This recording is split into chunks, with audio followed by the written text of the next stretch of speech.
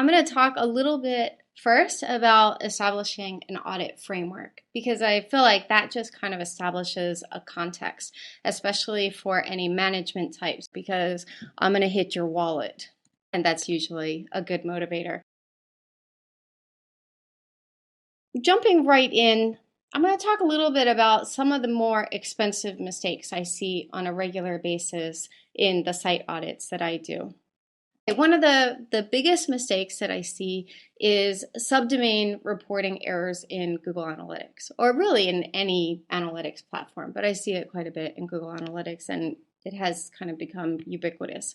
So one of the problems that I run into is if you have a site that has multiple subdomains, by default, Google Analytics only shows the URI. So that's just the part of the URL after the domain. And the problem with that is if you see / for homepage and you have, let's say, 3 subdomains, they're all going to be combined into that one line item. And so you could end up getting very mixed results, and all of your individual landing pages and content pages all get jumbled up. This is a common problem. One solution to this is to create a filter in Google Analytics. And the way that you do that is you just go to your filters tab and give it an intuitive name. I really try to make my filter names as simple as possible for anyone else coming behind me and trying to figure out what I had going in my mind. And then you just choose custom filter, advanced, and then over here you'll notice if you're not really familiar with Google Analytics, some of the naming conventions can seem unnecessarily intimidating.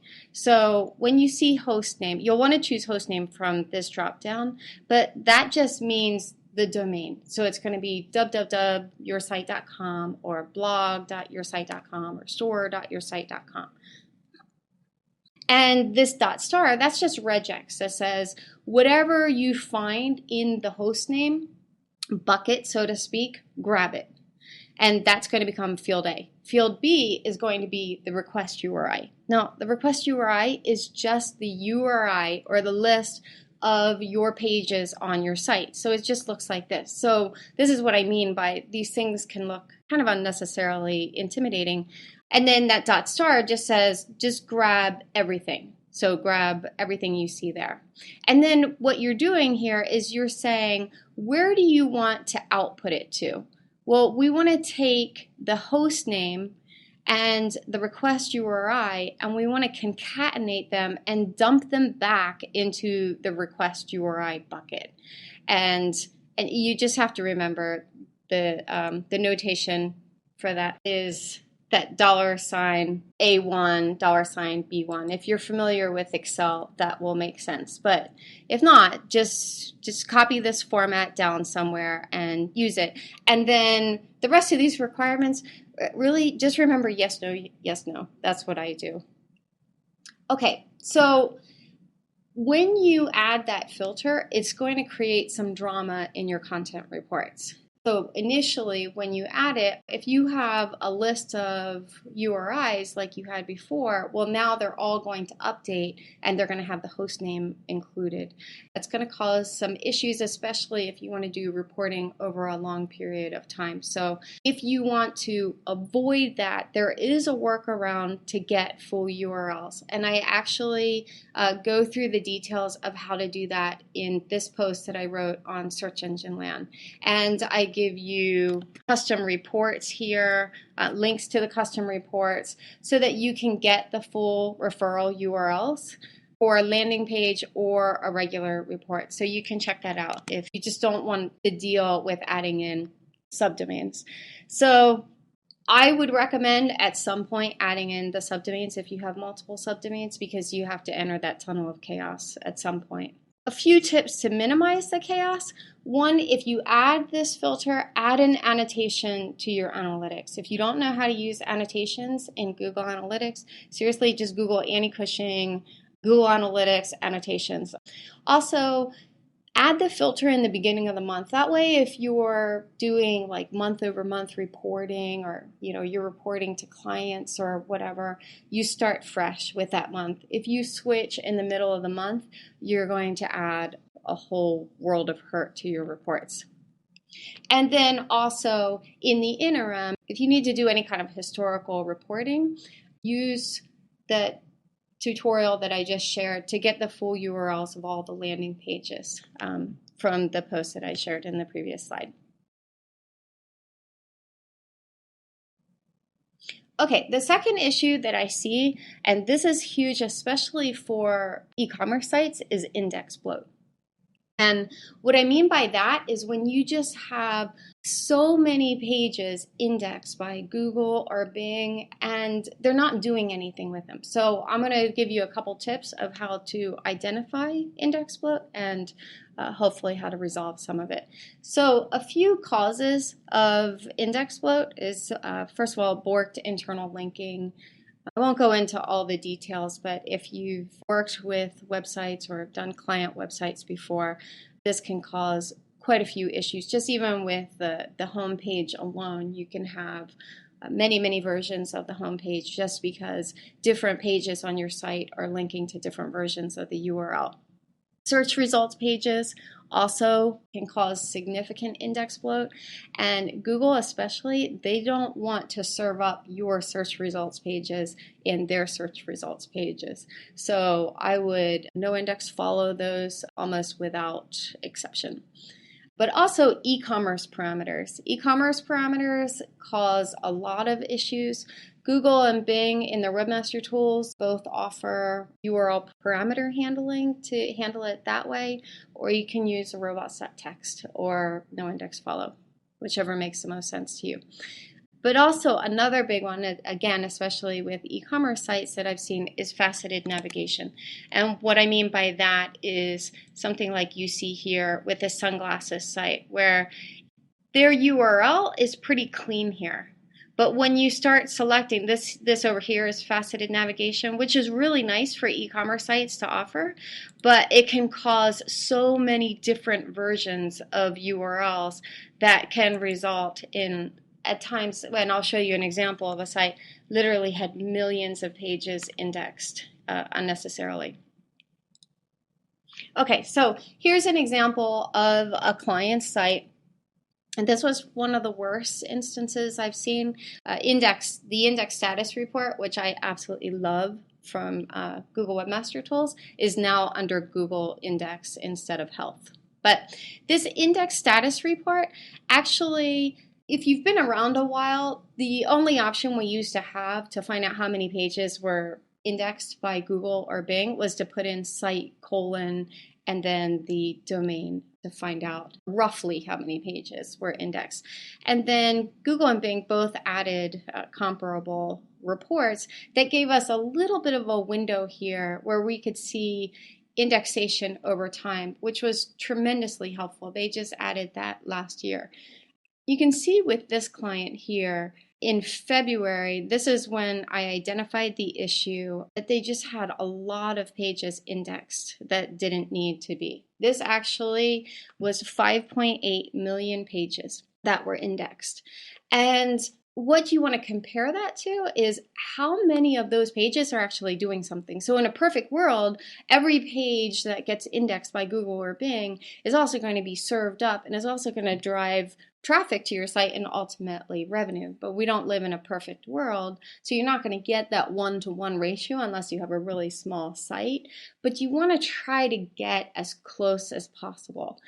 What I like to do is go into the organic traffic report in Google Analytics. If you just choose organic, or actually I'm lazy, I just start typing organic up in this filter. I rarely navigate to reports by drilling down, but you just go to organic and then choose landing page, and down here in the bottom right hand corner you'll see 1 to 10 of 47,000 pages that have actually gotten traffic. But actually that number isn't correct, because If you actually include a line item filter to your report by choosing advanced and then include visits greater than 0, don't ask me why Google Analytics adds pages that have gotten 0 visits, but if you add this extra report, it actually reduces the total number of pages by about 10,000. So of those 5.8 million pages indexed, 37,000 landing pages got at least one visit, and you can use this custom Google Analytics report. So there were 5.8 million pages indexed in Google. 37,000 received organic traffic.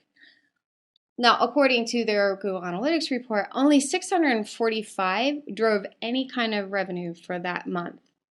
So that's 0.6% of pages indexed actually received traffic of any kind, and 0.01, and that was rounding up, pages indexed actually generated any kind of revenue. So that's way too far from the 1-to-1 ratio that we ideally want to have. And that kind of issue can just create all kinds of issues, because basically you're making Googlebot or BingBot churn through all of these pages that don't matter. Another one, PPC traffic reporting in organic. I had a colleague who was working with a client who they just had this really erratic ebb and flow of organic traffic, and he kept trying all of these different things. They were reevaluating their link building strategies and stuff like that. And he asked me to look at the report, and sure enough, they had PPC traffic reporting in their organic. And so for almost a year, these faulty reports were sending everyone on the client side as well as the agency side on this wild goose chase. One way to identify that is if you open up your organic search traffic, and then in this line item filter, just search for KWCID. That's a parameter that Google AdWords uses. You can see that this particular client had a bunch of landing pages with that parameter. So that's an indicator that they had PPC traffic. Others to watch out for, other parameters are PPC, CPC, CPA, etc. So you want to just kind of poke through their organic reports and make sure everything's solid, because if you don't do this one check, all of your other reports could end up being significantly skewed. And this is how you can use regex to check for all of those different parameters, or you can use this advanced segment. Dirty sitemaps. So Dwayne Forrester, I think he probably regrets this because everyone's been quoting it, but he said that Bing only tolerates a 1% level of dirt in their sitemaps. So the question that I asked him is, what exactly do they consider dirt? And his answer was anything that doesn't return a 200 status code. So you want to check for that. Screaming Frog is definitely my favorite tool to use for that.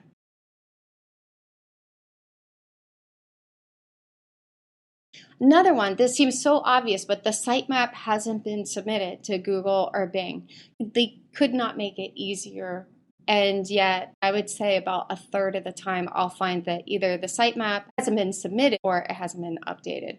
So since Caffeine released in June 2010, Google has had an easier time finding sites pages. So I'm not sure how much they really rely on your sitemaps, but Bing is much more dependent on them. And so if you don't use them, you're really leaving money on the table.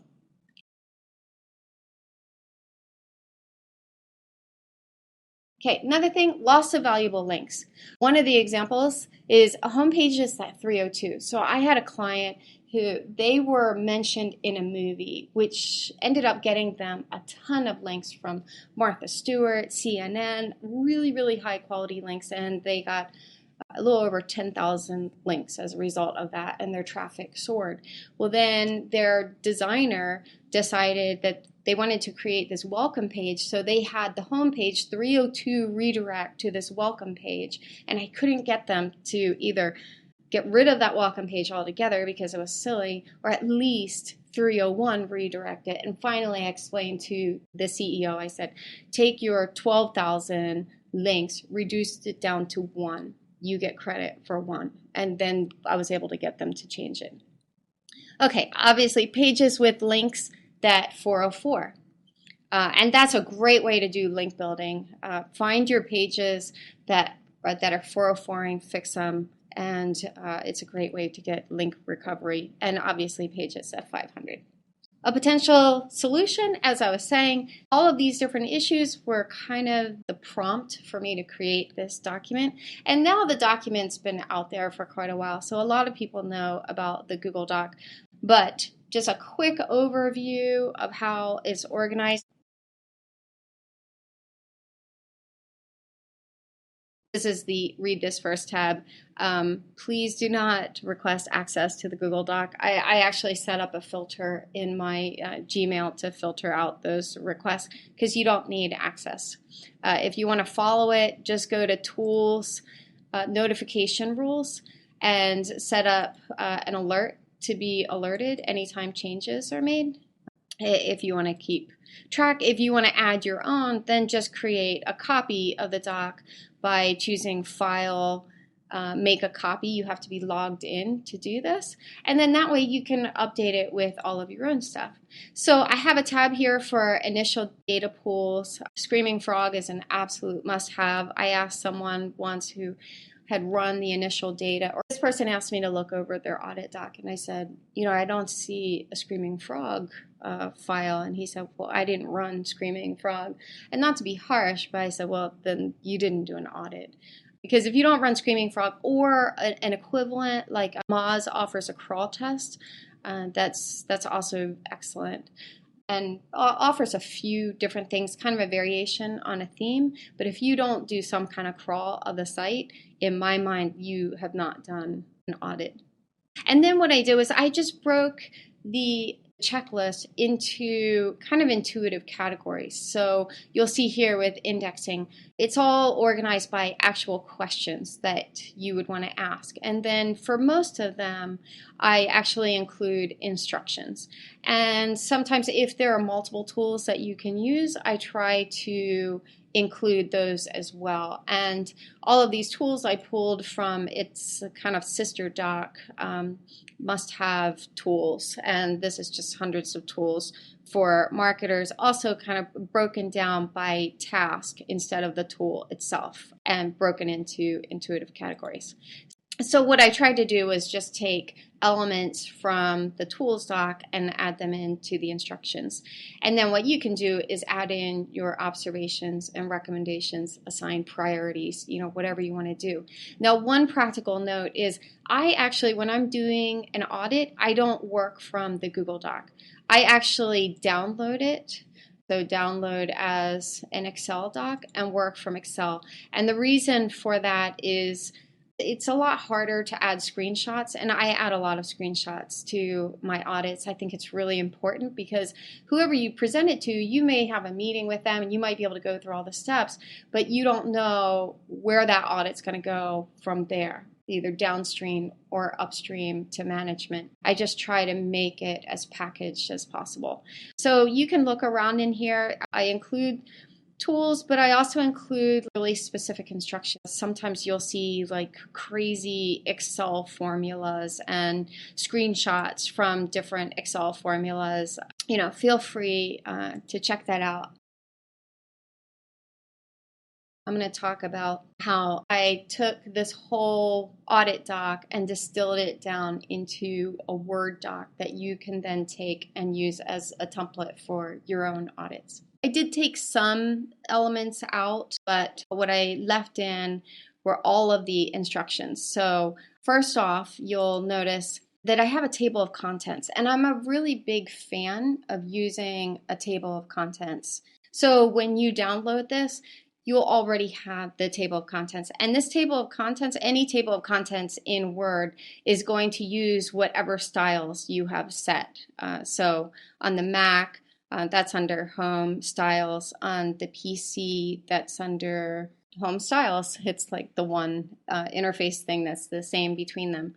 The nice thing about the table of contents is if you're giving this to your boss or a client, it's just easier for them to use. So if there's something that really jumps out at them, they can just click and go right to that place in the document.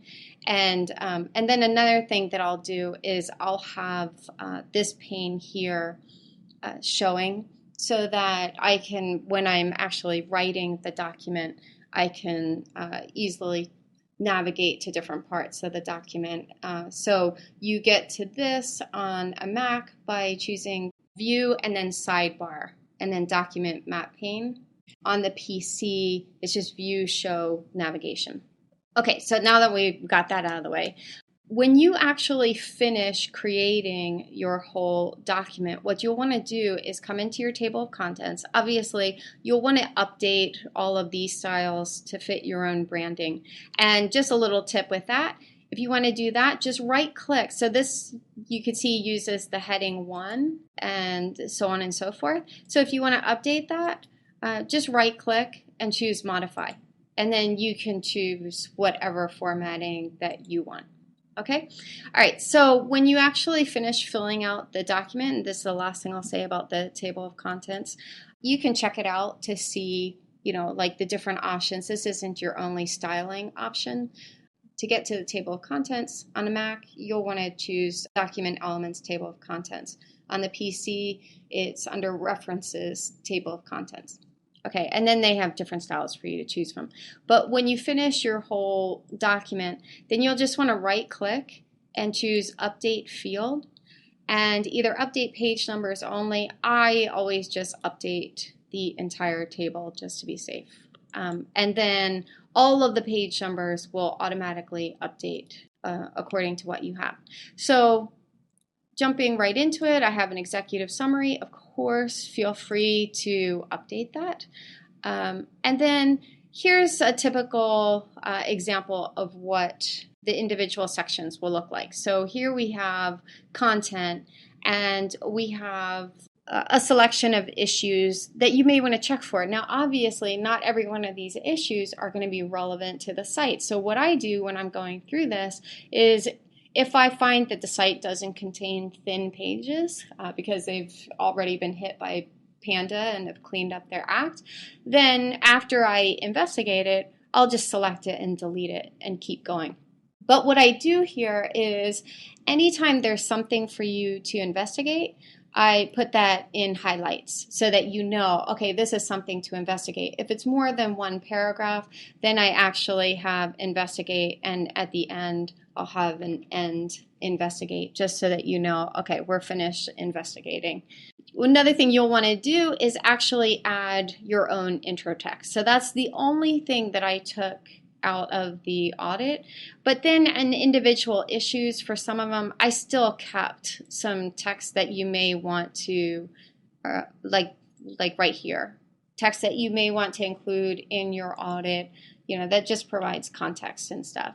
And then along with the instructions, now these aren't screenshots of what you'll actually provide a client or your boss. These are screenshots that accompany the directions. So I actually added a lot more screenshots than I even had in the Google Doc, just to make it as easy as possible if you're new to some of these tools to see what exactly you're looking for. So, and then each section, of course, has the same thing. Now, another thing I would recommend adding is something that at the end of each issue, something that denotes how important that issue is. So, sometimes people mark them high, medium, low, however it is that you want to do it, I'd recommend doing that. And then what I do, this is just my own workflow, when I get to the end of an audit, I create a table in a Google Doc, and I do it in Google Docs so that I can share this with my client and they can share it with whomever, and it becomes a living document. But I'll take each of the issues and I'll break them down. I'll include the page number in the audit for easy reference, and then that's where I will sort and order all of the recommendations by what I think is the most important to the least important. You can do it however you want. I've also seen where others have created like mini tables at the beginning of the audit that kind of break it down. I like to use the Google Doc also so that then I add columns for the client to then mark when they've updated it, and I ask them to include the date. I don't just have them put like yes or an X. I just say like date fixed. And that way, if they add something or they change something significant, I can make sure that I go into their Google Analytics and add an annotation so that if that causes any kind of problems in their analytics, we can easily pinpoint those issues. That's pretty much it.